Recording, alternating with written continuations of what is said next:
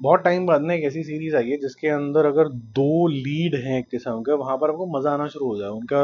आपस में जो भी स्क्रीन स्पेस हो, उसके अंदर आपको लगे कि यार कुछ तो स्पार्क है, एक दूसरे को बहुत अच्छे तरीके से कॉम्प्लीमेंट कर रहे हैं। और राजकुमार हिरानी जिन्होंने थोड़ा सा मेरे ख्याल से चार्म लूज आउट कर दिया था जब उन्होंने शाहरुख खान के साथ लास्ट पिक्चर बनाई है डंकी, शायद इन्फ्लुएंस शाहरुख खान का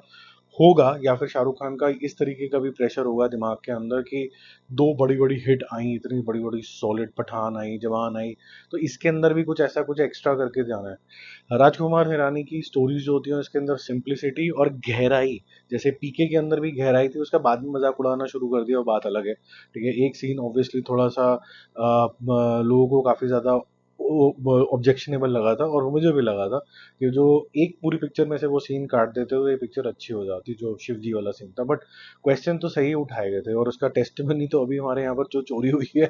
वो राम मंदिर में, वो भी है। ठीक है, तो प्रीतम और पेड्रो के अंदर एक काफी अच्छी तरीके की आपको इन्वेस्टिगेशन भी दिखेगा, आपको थ्रिल भी दिखेगा, आपको डायलॉग्स भी फनी लगेंगे, अच्छे अच्छे कैमियोज भी दिखेंगे, और आपको दिखेगा इंटरेस्टिंग सा डेब्यू। वीर हिरानी जो कि उनके खुद के सुपुत्र हैं, राजकुमार हिरानी ने खुद ने डायरेक्ट नहीं कर दिया, किसी और ने करी है, बट आपको वीर हिरानी ऐसे तरीके के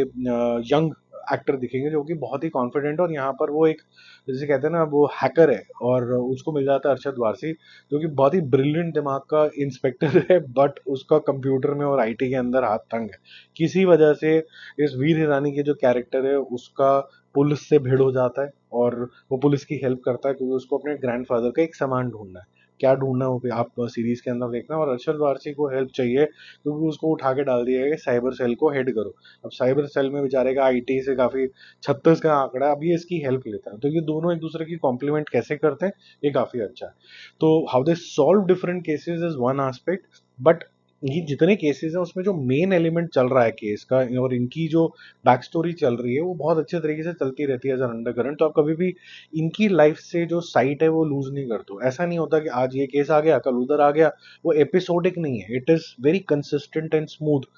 जो मुझे लगा कि अच्छे तरीके से क्या है, डायलॉग्स बहुत शानदार हैं और जितनी भी बातें यहाँ पर आईटी की करी गई हैं वो बहुत ही स्मार्ट और सिंपल तरीके से करके बताई गई हैं कि अगर हैकिंग है, अगर किसी को यहाँ पर आप ट्रैक कर रहे हो तो उसका सिंपल तरीका क्या है, ये मेरे को क्यों कहाँ से मिला होगा, और आप सोचोगे हाँ यार ये तो बात बड़ा लॉजिकल है, तो आपके लिए ये जो डिसाइफर करना बहुत आसान हो जाएगा। ठीक है, और आप इतना घुस जाओगे इस टॉपिक के अंदर, आपको बोलोगे कि यार वी आर एक्चुअली वॉच्ड मतलब आप बच नहीं सकते आज की डेट में, कोई भी अगर अगर पुलिस आ जाए अपने आई के ऊपर तो कोई कहीं पर भी आप पकड़ ही लोगे, उसके अंदर कोई ना क्यों क्यों डिजिटल फुटप्रिंट आप छोड़ ही जाते हो। ठीक है, तो मेरे को अच्छा लगा ये सारी की सारी सीरीज इंजॉयबल है। विक्रांत मैसी का भी रोल है, थोड़ा मैसी टाइप सा है, मतलब थोड़ा नेगेटिव शेड का कैरेक्टर है। मोना सिंह का कैरेक्टर बहुत अच्छा है उनका,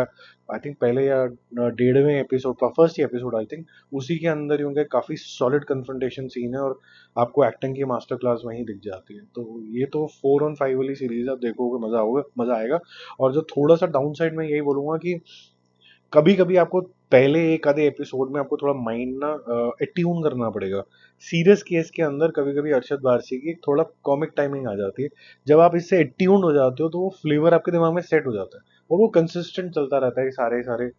एपिसोड्स के अंदर। तो वो एट्यूनमेंट जो होती है वो स्टार्टिंग में शायद ना हो क्योंकि आपको नहीं पता कि किस टोन के अंदर डायरेक्टर दिखाने वाला है, सीरियस है, कॉमिक है, लाइट हार्टेड है। अब आपको एडजस्टमेंट करनी है कि सीरियस के अंदर भी ये इंसान अपने आप को इतना सीरियसली नहीं लेता है, हालांकि he might have gone through a great deal of sorrow as well, लेकिन वो लाइफ को कैसे डील कर रहा है उसको वो एक हल्का सा कॉमिक टच दे के, तो वो समझने के लिए आपको एक आधा एपिसोड का मेरे ख्याल से टाइम लगता है फिर, लेकिन अगर जब समझ में आ जाती है बात तो फिर बड़ा मजा आता है। जाओ देखो, एंजॉय करो, आई थिंक आपका वीकेंड का वॉच तो यही होना चाहिए।